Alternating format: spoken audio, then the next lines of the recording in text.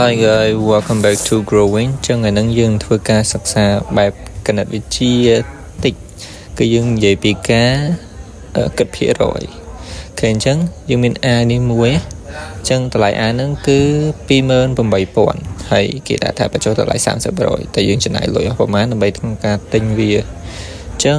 អូខេយើងចាប់ផ្ដើមទាំងអស់គ្នាដំបូងឡើយហ្នឹងគឺយើងត្រូវដឹងពីតម្លៃដែលគេបញ្ចុះសិនទៅសម្រាប់តម្លៃក្នុងការបញ្ចុះហ្នឹងគឺ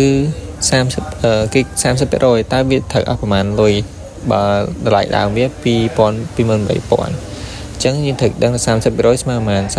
ហ្នឹងគឺវាស្មើនឹង30លើ100ហើយយើងសម្រួល0ចោលមួយទៅវាស្មើ3លើ10អញ្ចឹង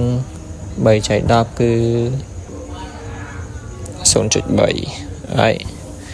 so 0.3 ហ្នឹងគឺជាតម្លៃនៃភាគរយនឹងឯងអញ្ចឹងយើងយកវាទៅគុណជាមួយនឹងតម្លៃដើមនៃ A ទៅយើងឃើញថ្លៃដែលគេបញ្ចុះ 30% ហ្នឹងហើយអញ្ចឹងយើងគុណជាមួយនឹង 28,000 អូខេមិនគិតកាសចូលទៅឃើញហើយគឺឃើញ8,400 រៀលនេះជាតម្លៃដែលគេបញ្ចុះហ្នឹងណាអញ្ចឹងយើងអត់ទាន់ឃើញតម្លៃ A យើងថា A យើងសល់ប៉ុន្មានទេយើងទៅឃើញតម្លៃបញ្ចុះអូខេ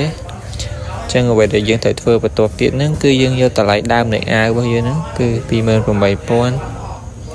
ដកតម្លៃដែលយើងបញ្ចុះទៅគឺ 8,400 ស្មើតែអានេះវាមាន option នៃដើម្បីដាក់ចម្លើយយើងស្រាប់យើងអត់ចាំបាច់គិតកាសចូលយើងវាឃើញ 19,600 អញ្ចឹង 19,600 ហ្នឹងគឺជាតម្លៃដែលយើងចំណាយដើម្បីទិញ A ដែលគេបញ្ចុះ 30% នេះឯងចឹងវីដេអូយើងមានតែប៉ុណ្្នឹងទេ Bye guys see you later